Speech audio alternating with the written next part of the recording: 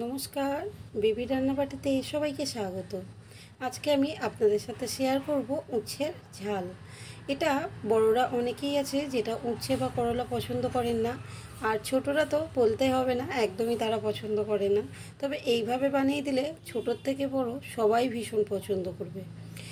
তাহলে দেরি না করে আজকের রেসিপিটা আপনাদের সাথে শেয়ার করব। আর আপনি যদি আমার চ্যানেলের নতুন বন্ধু হয়ে থাকেন তাহলে চ্যানেলটা সাবস্ক্রাইব করার অনুরোধ রইল।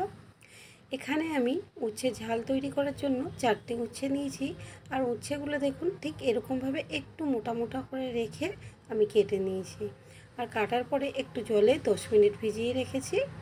এরপরে আমি এগুলোকে সিদ্ধ করে নেব। তার জন্য কিছুটা জল দিয়েছি। এই জলের মধ্যে এখন দিয়ে দেবো অল্প একটু লবণ। লবণটা জলের মধ্যে ভালো করে গুলিয়ে নিয়েছি। তারপরে ধুয়ে রাখা উচ্ছেগুলো জলের মধ্যে দিয়ে দিলাম। আর এটা আমি 5 মিনিট ভালো করে ফুটিয়ে নেব। খুব বেশি সিদ্ধ করব না, একটু তিতো ভাবটা চলে যাওয়া পর্যন্ত আমি এটাকে ফুটিয়ে নিয়েছি। এরপরে আমি গ্যাসের ফ্লেমটাকে অফ করে দিলাম। আর একটা ঝুড়ির মধ্যে আমি এটাকে জল ঝরিয়ে নেব। ভালো করে জল ঝরিয়ে নিয়েছি এখানে দেখুন। এরপরে আমি এগুলোকে ভেজে নেব। তার জন্য কিছুটা তেল দিয়ে উচ্ছেগুলো দিয়ে দিলাম। আর এর মধ্যে এখন দিয়ে দেবো আমি অল্প একটু লবণ আর একটু হলুদ। দেওয়ার পরে এখন উচ্ছেটাকে একটু লালচে করে আমি ভেজে নেব। আর এটা কিন্তু খুব কড়া করব না, লালচে একটু হয়ে গেলে এইভাবেই আমি ভেজে নিলাম। তারপরে রান্নার জন্য দিয়ে দিলাম সর্ষের তেল। তেলটা প্রথমে ভালো করে গরম করে নেব। তারপরে দিয়ে দেবো আমি 1 চামচ গোটা জিরে, আর সাথে দিয়ে দেবো একটা কাঁচা লঙ্কা। এটা ফোড়ন হিসাবে দিলাম এবং কাঁচা লঙ্কাটা 2-আধখানা করে দিলাম। তারপরে দিয়ে দিলাম একটা বড় সাইজের পেঁয়াজ, একটু লম্বা লম্বা করেই কেটে নিয়েছি। পেঁয়াজটাকে এখন লালচে হওয়া পর্যন্ত ভালো করে ভেজে নেব। এখানে দেখুন লালচে হয়ে গেছে। এরপরে আমি দিয়ে দেবো একটা মাঝারি সাইজের টমেটো, আর অল্প একটু লবণ দিয়েছি তাড়াতাড়ি সিদ্ধ হয়ে যাওয়ার জন্য। টমেটোটা এখন নরম হওয়া পর্যন্ত আমি ভালো করে ভেজে নিলাম। এরপরে আমি মশলার মধ্যে দিয়ে দিলাম প্রথমেই উঁচু করে 2 চামচ আদা রসুন বাটা। সাথে দিয়ে দেবো হলুদ গুঁড়ো, লঙ্কার গুঁড়ো, জিরের গুঁড়ো আর ধনের গুঁড়ো। এর সাথে দিয়ে দেবো আমি রঙের জন্য একটু কাশ্মীরি লঙ্কার গুঁড়ো। অল্প একটু জল দিয়েছি মশলাটা যাতে খুব ভালো করে কষানো যায়। এখন আমি মশলাটা কষিয়ে নেবো তেল ছাড়া পর্যন্ত এবং মশলার কাঁচা গন্ধটা চলে যাওয়া পর্যন্ত। তারপরে দিয়ে দেবো আমি 1.5 চামচ টক দই। তবে টক দই যদি হাতের কাছে না থাকে সেই জায়গায় কিন্তু দুধও দিয়ে দিতে পারেন।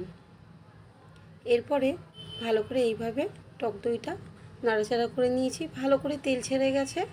এখন আমি দিয়ে দেবো ভেজে রাখা উচ্ছেটা আমি মশলার সাথে এইভাবে কষিয়ে নেব। আর এটা কিন্তু ভালোভাবে কিন্তু তেল ছেড়েও গেছে, খুব ভালো করে নাড়াচাড়া করে নিয়েছি। এরপরে দিয়ে দেবো আমি 2টো মাঝারি সাইজের আলু নিয়েছি। আলু দুটো ঠিক হাতের মধ্যে এরকমভাবে একটু চেপে দিয়ে দিলাম, একেবারে পুরো নিমিষ করে দেব না। 2টো আলু দেওয়ার পরে আবারও আমি উচ্ছের সাথে এইভাবে কষিয়ে নেব। এইভাবে আমি 2 থেকে 3 মিনিট খুব ভালো করে কষিয়ে নিলাম। এরপরে দিয়ে দেবো লবণ। লবণটা কিন্তু স্বাদ বুঝেই দিতে হবে। প্রথমে কিন্তু সিদ্ধ হওয়ার সময় দিয়েছি, আবার কিন্তু ভাজার সময়ও দিয়েছি, সেই বুঝেই কিন্তু লবণটা দিতে হবে। আর দিয়ে দিলাম একটু চিনি, যাতে তিতোর ব্যালেন্সটা ঠিকঠাক রাখে। এরপরে দিয়ে দেবো জল, হাফ গ্লাসের মতন জল দিয়েছি, কারণ প্রথম থেকেই সবই সিদ্ধ রয়েছে, শুধু একটু মাখা মাখা হলেই নামিয়ে নেব, সেই জন্য জলটা দিলাম হাফ গ্লাস। ভালো করে এখন নেড়ে ছেড়ে নিলাম আর একটু ফুটিয়ে নিয়েছি মাঝারি আছে। তারপরে এইভাবে একটু নেড়ে ছেড়ে নিলাম। আর শেষে আমি দিয়ে দেবো গরম মশলার গুঁড়ো, সেটা আমি হাফ চামচ দিলাম। এইভাবে শেষে একটু গরম মশলার গুঁড়ো দিলে এর গন্ধটা কিন্তু ভীষণ সুন্দর হবে। এবং গরম মশলার সাথে ভালো করে এইভাবে মিক্সড করে দিলাম। কিছুক্ষণ নাড়াচাড়া করার পরে এখন আমি স্ট্যান্ডিং টাইমে রেখে দেবো 10 মিনিটের জন্য। তারপরে একটা বাটির মধ্যে সার্ভ করেছি। এটা গরম গরম ভাতের সাথে খেতে অসাধারণ লাগবে। আর ছোটোর থেকে বড় সবাই কিন্তু ভীষণ পছন্দ করবে এবং দুপুরে ভাত কিন্তু এই দিয়েই খাওয়া হয়ে যাবে। কেমন লাগলো আজকের রেসিপি সেটা কমেন্ট করে জানাতে ভুলবেন না।